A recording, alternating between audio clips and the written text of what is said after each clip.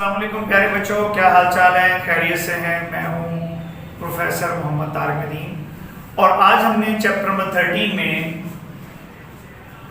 एक आर्टिकल पढ़ना है which is Wheatstone bridge. Wheatstone bridge, Wheatstone जो है ये एक बंदे का नाम है, आप समझ लें साइंटिस्ट का नाम है। और ब्रिज जो है इसका मतलब होता है सर्किट, यानी ऐसा सर्किट जो व्हीटस्टोन ने बनाया। और किस लिए बनाया? To find the unknown resistance, to find the unknown resistance. हम अननोन रेजिस्टेंस इससे फाइंड कर सकते हैं। तो Wheatstone bridge is that circuit or that device which can be used to find unknown resistance। अब ये व्हीटस्टोन ब्रिज जो है इसमें 4 रेजिस्टर्स होते हैं। 4 रेजिस्टर्स हैं जी, ऐसे एक रेजिस्टर ऐसे लगाएंगे, ऐसे, उसके बाद ऐसे, ठीक है, फिर ये रेजिस्टर हैं और ये रेजिस्टर है ऐसे। क्लियर है बात? ये बेटा 4 रेजिस्टर लग गए, ठीक है। इसका नाम रख लेते हैं R1, इसका नाम रख लेते हैं R2, इसका नाम रख लेते हैं R3, इसका नाम रख लेते हैं R4। अब ये 4 इसके टर्मिनल हैं, लेट से A, B, C और D। ये 4 टर्मिनल हो गए। अब हम 2 के क्रॉस लगा देंगे, क्या लगा देंगे जी? बैटरी लगा देंगे। समझ आ गई बात? 2 के क्रॉस बैटरी लगा देंगे, 2 के क्रॉस गैल्वेनोमीटर लगा देंगे। चलिए इधर पहले गैल्वेनोमीटर लगा दें। गैल्वेनोमीटर एक ऐसी डिवाइस होती है जो कि बहुत ही मामूली सी करंट को भी डिटेक्ट कर सकती है, यानी बहुत थोड़ी करंट को भी। जब इसमें से करंट, इस हिस्से में से या इस सर्किट में से करंट आएगी तो इसकी जो सुई है वो उड़ना शुरू कर देगी। इसका मतलब है इसमें डिफ्लेक्शन पैदा होगी, हमें पता चल जाएगा कि इसमें करंट है या नहीं। बहुत फीबल करंट भी ये डिटेक्ट कर लेता है, तो वेरी वेरी स्मॉल करंट भी ये डिटेक्ट कर लेता है। ये हमारा मैंने कहा गैल्वेनोमीटर है, उसकी रेजिस्टेंस जो है वो कितनी है? Rg, resistance of galvanometer. अब मैंने कहा 2 के क्रॉस आपने गैल्वेनोमीटर लगा दिया। 2 के क्रॉस जो है वो क्या करना है? बैटरी लगानी है। 2 टर्मिनल्स के क्रॉस आपने गैल्वेनोमीटर लगा दिया, 2 के क्रॉस आप रेजिस्टेंस लगाना। ये अदल बदल भी आप करते हैं तो नो प्रॉब्लम, इससे कोई फर्क नहीं पड़ता, क्योंकि बुक में ऐसे लिखा है इसलिए हमने यहाँ पर, ये हमारा सर्किट हो गया, स्विच हो गया, ये है सर्किट मुकम्मल हो गया। अब हम अननोन रेजिस्टेंस इस सर्किट से मालूम करनी है। वो कैसे कि अगर ये कितनी रेजिस्टेंस है? 4, और 4 में से अगर हमें 3 का पता हो तो हम चौथी जो है वो मालूम कर सकते हैं। तो पहले हम इसके लिए एक फार्मूला ड्राइव करेंगे, फिर उसके बाद बातें करेंगे। लेकिन फर्ज कर लें ऐसे, ये कितने लूप बन गए? हम इस पे किरचॉफ रूल लगा लें तो कितने लूप बन गए? 3। एक ये फर्ज करें, यहाँ करंट कितनी पास कर रही है? इधर I1, इधर कितनी है? I2, ठीक है। इधर हम कितनी करंट लेंगे? I3। अब ये देखो, फर्ज करो यहां से करंट चली, लेट्स से यहां से करंट चली कितनी? I1 ले, यहां I1, R1 में से कितनी करंट गुजर रही है? I1। अब जब ये करंट यहां B पर पहुंची तो कितने रास्ते मिल गए? 2। अगर फर्ज कर लें आगे करंट कितनी चलेगी? I2। R2 में से कितनी करंट गुजर रही? I2। तो फिर गैल्वेनोमीटर में से कितनी आई ऊपर से नीचे की तरफ? कितनी आ गई? I1 minus I2। क्लियर होगी बात? R1 में से कितनी करंट गुजरी? I1। गैल्वेनोमीटर में से कितनी करंट गुजरी? यह गुजर रही है I1 माइनस I2। R2 में से कितनी करंट गुजरी? I2। अच्छा, अब ये देखो, यहां से जब ये I2 करंट यहां आई तो आगे अगर लेट्स से कि तीसरे लूप में करंट कितनी चलेगी I3, तो फिर R4 में करंट कितनी आएगी I2 माइनस I3। इधर से करंट कितनी आ रही है I2, आगे अगर I3 चली जाए तो बाकी इधर आ गई I2 माइनस I3। अब देखो ऊपर से कितनी आ रही है I1 minus I2, I1 minus I2, इधर से कितनी आ रही है I2 माइनस I3। अब ये दोनों मिलके इधर आएंगी, दोनों को मिलाएं तो ये देखो I2 से कैंसिल हो जाएगी, तो बाकी कितनी रह जाएगी इधर I1 माइनस I3। दोबारा सुन लो, ये देखो ना I1 इधर ऊपर से आई, देखिए I1 मैं तो लिख देता हूँ I1 माइनस I2 ऊपर से आ गई, इधर से कितनी आ गई, दोनों ने ऐसे ही जाना ना, एक ही रास्ता है, ये देखो ना दो रास्ते तो नहीं ना बन रहे, ऐसे मिलके इधर आ जाएंगे। तो I2 माइनस I3 को ऐड कर दें तो ये इससे कैंसिल हो गया, क्या बन गया I1 माइनस I3। अब हर रजिस्टर में से गुजरने वाली करंट आपको पता होनी चाहिए। दोबारा इसमें देख लें, R1 में से गुजरने वाली करंट बताओ I1, R2 में से गुजरने वाली करंट I2, गैल्वेनोमीटर में से गुजरने वाली current I1 minus I2, R4 में से गुजरने वाली करंट I2 माइनस I3 और R3 में से गुजरने वाली करंट I1 माइनस I3। अब हम किरचॉफ सेकंड रूल लगाएंगे इन लूप्स पर और फिर कैलकुलेशंस करके हम एक फार्मूला ड्राइव करेंगे। So know apply Kirchhoff voltage rule या किरचॉफ केवीएल, ठीक है। किरचॉफ वोल्टेज लूप रूल जो है वो लगा देंगे, लगाएंगे किधर से शुरू होना है, पहले उंगली घुमाओ जरा, R1 में से करंट की डायरेक्शन में, गैल्वेनोमीटर में से करंट की डायरेक्शन में, R3 में करंट की डायरेक्शन में, और अगर हम करंट की डायरेक्शन में मूव करें तो पोटेंशियल ड्रॉप क्या होता है नेगेटिव। तो पोटेंशियल चेंज नेगेटिव आती है, तो फिर क्या आ गई, पहले में क्या आई माइनस I1 R1, देखो माइनस I1 R1, फिर minus I1 minus I2 into RG, ठीक है। उसके बाद माइनस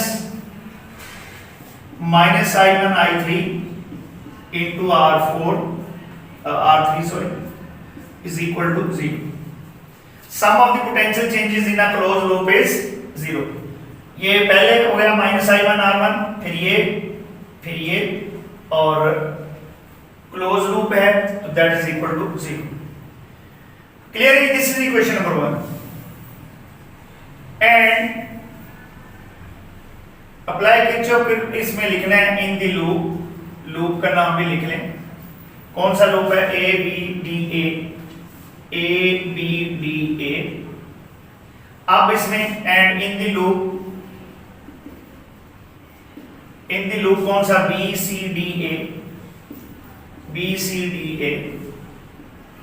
इस लूप में आ जाए, क्या बनेगा बताओ B C D A।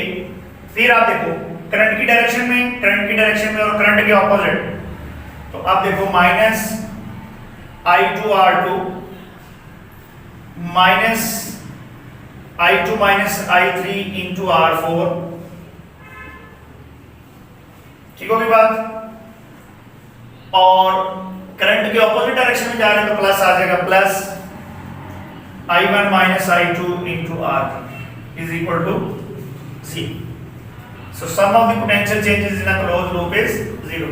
This is equation number 2.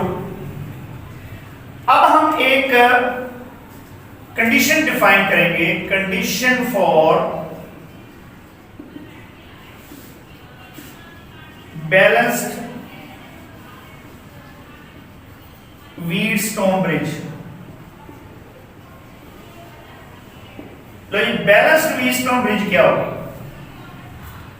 The Wheatstone bridge is said to be balanced if current through the galvanometer is 0.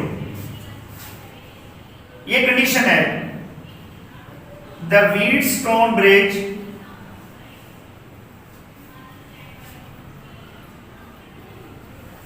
is said to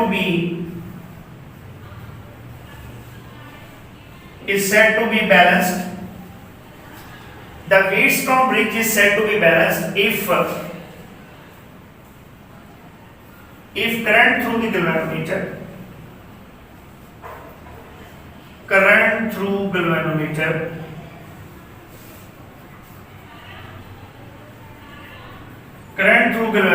is zero. The Wheatstone bridge is said to be balanced if current through the galvanometer is zero. तो जब current galvanometer में से हम zero कर दें तो इसका मतलब है I1 माइनस I2 जीरो हो गई, I1 माइनस I2 जो है वो क्या होगी जीरो। इसका मतलब है I1 is equal to I2। लेकिन ये है एक कंडीशन है, हमने कंडीशन डिफाइन किया है, हमने कहा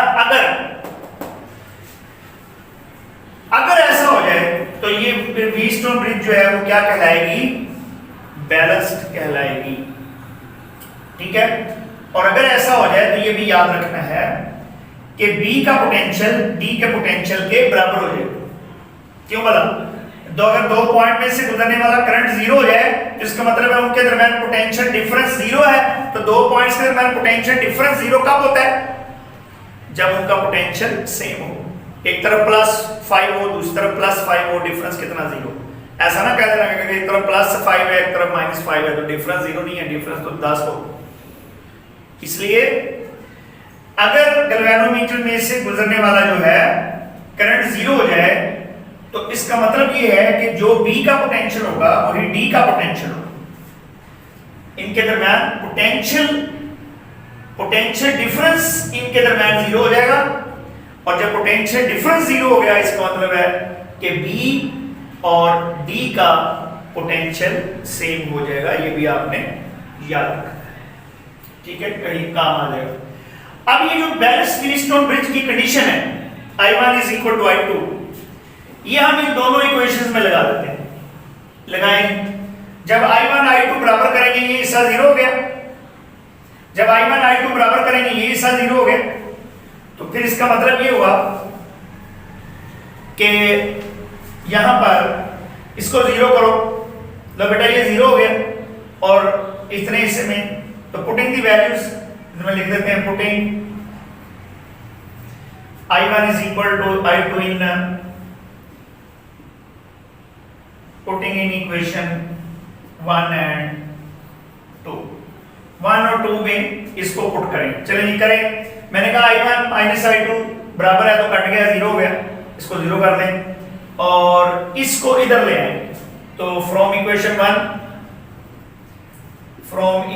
1 क्या बनेगा ये बताओ, माइनस I1 R1, इसको इधर ले आए तो ये प्लस हो गया, I1 minus I3 into R3, I1 R1 is equal to I1 minus I3, this is equation number 3। अब यही इसमें पुट करें, देखो I1 I2 बराबर तो ये कट गया और इसको इधर ले आए, साथ ही हम क्या कर देते हैं, क्योंकि I1 और I2 बराबर है तो यहां I2 की जगह I1 लिख देते हैं। ये क्या आ गया,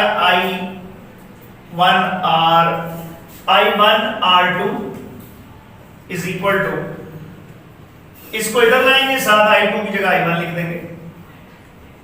अच्छा, आप में से कई लोग पूछते हैं कि सर ऊपर I2 क्यों नहीं लिखा, तो वो तो बेटा फिर नीचे वाली इक्वेशन बन जाएगी। किसी एक में या इधर I2 लिख लो या इधर I2, या इधर I1 अगर रहने दिया है तो इधर I2 को I1 कर दो, दोनों एक जैसा कर देना। This is equation number 4। अब इक्वेशन नंबर 3 को इक्वेशन नंबर 4 पे डिवाइड कर दो। Dividing equation 4 equation 3 by equation 4, तो इक्वेशन 3 को इक्वेशन 4 से डिवाइड कर देते हैं। तो करेंगे divide, minus I1 R1 divide by minus I1 R2 is equal to I1 minus I3 into R3 over I1 minus I3 into R4। ये बेटा इससे कैंसिल हो गया, ये इससे कैंसिल हो गया, तो R1 over R2 is equal to R3 over R4। लेंगी। This is the formula for balanced Wheatstone bridge. This is the formula for balanced Wheatstone bridge. ये बैलेंस्ड व्हीटस्टोन ब्रिज का फॉर्मूला है, और इनमें से अगर हमें 3 का पता हो इस फार्मूले में, if we know the 3 resistances, अगर हमें 3 रेजिस्टेंस का इस पता हो तो हम चौथी मालूम कर लेंगे। मतलब करते कैसे हैं, देखो अगर फर्स्ट करें में R2 का पता है, R4 का पता है, R3 का पता है, ये अननोन है, इसका हमें पता नहीं है। हम क्या करते हैं, इन रेजिस्टेंस को चेंज करते हैं और उस वक्त तक चेंज करते रहते हैं जब गैल्वेनोमीटर 0 डिफ्लेक्शन शो करता है। उस वक्त तक इन रेजिस्टेंस को हम चेंज करते रहते हैं जब तक कि गैल्वेनोमीटर 0 डिफ्लेक्शन ना शो कर दे। तो जब गैल्वेनोमीटर 0 डिफ्लेक्शन शो कर देगा तो उस वक्त हम, ये वेरिएबल रेजिस्टर होते हैं, इनको हम अपनी मर्जी से बदल सकते हैं, ठीक है। तो इनको हम बदलते रहते हैं, बदलते रहते हैं, बदलते रहते हैं, तब तक बदलते रहते हैं जब तक कि गैल्वेनोमीटर 0 डिफ्लेक्शन शो ना कर दे। तो जब गैल्वेनोमीटर 0 डिफ्लेक्शन शो कर देगा तो फिर हम रुक जाएंगे। फिर हम ये रेजिस्टर नोट कर ली, ये वाली नोट कर ली, ये वाली नोट कर ली, ये हमें अननोन है, इसका हमें पता नहीं है, तो फिर हम फार्मूला लगाएंगे। If we know the 3 resistors then we can find the 4th one. ये एक सिंपल सा मेथड हमें प्रोवाइड किया किसने, व्हीटस्टोन ने, और जो सर्किट उसने बनाया that is called Wheatstone bridge. ठीक है जी, ये लॉन्ग क्वेश्चन है, लॉन्ग के तौर पर आता है कि what is Wheatstone bridge and how we can find the unknown resistance by this Wheatstone bridge. तो उसके लिए हमने फार्मूला भी ड्राइव कर लिया, ठीक है, किरचॉफ रूल लगाया है और फार्मूला ड्राइव हो गया। आई होप कि आपने इसको जो है वो अब्सॉर्ब कर लिया होगा। नेक्स्ट लेक्चर तक के लिए इजाजत दीजिए। अल्लाह।